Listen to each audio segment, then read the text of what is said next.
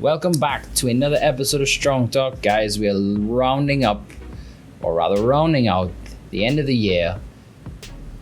It's Coach John once again, and I got this week we're gonna have a slightly shorter episode, actually much shorter, but it's gonna be a banger. We're gonna talk about the blueprint for success in 2024. So here we go. So now the year is kind of coming to a close. What you probably should do is take an audit of all the things that kind of went right and went wrong and see what all the things have in common. If a lot of things went right, look at the commonalities, try and repeat those, and the shit that went wrong, again, look at the commonalities and try and minimize that. I don't expect it to be perfect. That's fine. We're all work in progress. But going into 2024, if one of your goals is to change your body composition, if it is to lose fat, gain muscle, feel better about yourself, look good naked, then you need to set a goal. Let's say you are 200 pounds and you want to be 180. You need to set goals. You need to set a deadline. And from there, you reverse engineer. So if I have to lose 20 pounds, let's say you're 200, want to be 180, how do you do that? You have to be in a calorie deficit. If you want to have a good body composition, you have to lift some weights. If you're going to have a healthy heart, you're probably going to need to do some cardio and get to sleep on time, get a certain amount of rest. So you're thinking, well, Coach John, how do I do that? Let's get right into it. First, you need to find out what your caloric maintenance is. How do I do that? In the description, I'm gonna have the Muller equation and probably a link to how you work it out, because I don't expect you to do all that maths by yourself, because you're probably not gonna do it. But I'll have a link to a site where you can do it. You find out your maintenance, then you create a calorie deficit. So if your maintenance is 2,500 calories, you want to be between 300 and 500 calorie deficit. So 2,500 is your maintenance, like you don't gain any weight there. You reduce that by 300 to 500 calories and you should be in a deficit. Now you need to be very honest with your tracking, right? If you take a spoon and dip it in peanut butter and eat it, you have to track that too. Everything. So what I do with my clients actually is I get them to take pictures of their food rather than like track it in MyFitnessPal, which is a free app. MyFitnessPal, very free to download, has a barcode scanner. It's a great app. I use it myself as well. But basically you want to record it. If that is too much for you, take pictures of it. And that is non-negotiable. Do not say, okay, well, it's just a lick of this. Nah. That counts. A taste of this, a lick of that, a little snack here and there, all that shit counts and it adds up. Trust me. A little spoon of peanut butter, you might think, that has 120-ish calories. That's a lot of calories in a tiny little scoop. If you do that multiple times a day, let's say you do it 3 times a day, that's 360 calories. There's your deficit going right there, because you like to not record your peanut butter and you're like, oh, well, I'm in a deficit. Why am I not losing? That's why. Because you're not holding yourself accountable. So take the pictures. Track on MyFitnessPal. That is the best way to do it. Where you're gonna have to measure your food. If that's too much, take pictures and figure out, am I losing weight? So again, what I'll have most people do, is weigh daily. Now you might think, oh shit, I don't like stepping on the scale. Just hear me out.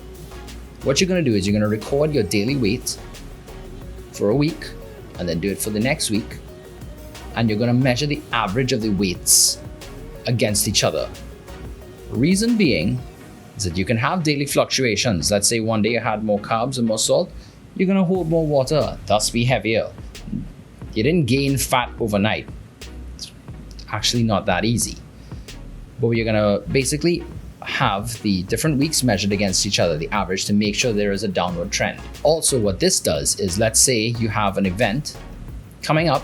Again, it is Christmas. There's going to be family gatherings, whatnot. People are going to be eating in excess, making merry, all that shit. Let's say your calorie deficit is 2,000 calories, but you have a big event coming up on Saturday where you have a family get together. Further reduce your weekly calories down to 1,800. So when you overdo it, perhaps on the weekend, you're still in a deficit. So if you do 1,800 Monday to Friday, and you end up having 2,500, 2,600, 2,700, it's not a big deal. You've already kind of banked that calorie deficit. And if it bleeds into Sunday, it's still okay. It's still in a weekly deficit. Your weight will be higher on Saturday and Sunday, but once you go back to your regular programming, that weight's gonna come back down. Daily fluctuations are nothing to be scared of. It happens to everybody. It's fine if you're a woman, if you're ladies, you're listening to this, give yourself a little bit of leeway with your cycle. You are going to hold more water, you're gonna get bloated. Don't be alarmed. So that is the calorie side of it. With training, it's another banger here for you. Strong app. If you can't afford a coach or anything like that, if you can, my coaching application is in the description. But if you can't, download Strong app and log your workouts. If you're now starting out, and I've said this before in other episodes, start with vertical push, horizontal push, vertical pull, horizontal pull, a squat variation, and a hinge variation. That's like deadlifts and stuff like that. I can put a list in the description if you like. Actually, no, it's going to be the top comment. Make sure and check it out. You can use it as an exercise cheat sheet. With the Strong app, you're going to always make sure and record your exercises, record your weights, record the amount of rest time that you took, because all of these things are going to help you figure out if you're making progress. Strong app is completely free to use. Do not buy the premium thing. If you can afford that, get a coach. The results will be better. But this way you can always ensure that you are getting stronger or that you're staying consistent, because it also shows you, there's analytics in the Strong app that you can see how many days you've trained and what's the average for the month. Keep you honest. Accountability is huge, absolutely huge. The next thing you need to do is get good sleep. Can't really help you with that one. If you like to binge watch Netflix, maybe cancel your Netflix. If you like to play video games whole night, set an alarm. Stop that shit. Turn it off. No more one more in League of Legends. You're not gonna win the next game. I guarantee you. You're just gonna shit the bed some more. You're gonna get crushed in your lane. Your friend's gonna curse you out for being bad and not being able to CS. Don't do it. Just go to sleep and come back and lose tomorrow. That goes for Dota, COD, all the video games. If you're having a bad night, it's probably not gonna get any better. Call it quits, go to sleep, come back tomorrow, and maybe you won't be such a bag of shit. Get good. But yeah, so sleep, that's sleep, training, and exercise. Sorry, sleep, exercise, and nutrition. Actually, another thing about sleep, make sure that you do not have any screens in your room, no lights, it's dark, and try to have it as quiet and cool as possible. If you sleep in a hot ass room, or you like to sleep in a hot room, probably a little weird, but it affects your quality of sleep. So the amount of sleep that you get and the quality of sleep are very important.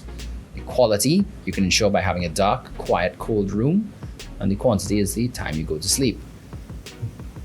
These are very important. No matter what you do, you cannot, sleep, the level of importance of sleep is, if you've ever spoken with tech support and they ask you if your computer's plugged in, that's the level of importance sleep is.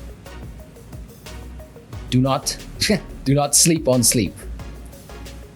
So guys, this is really your blueprint to success for changing your body and feeling good about yourself.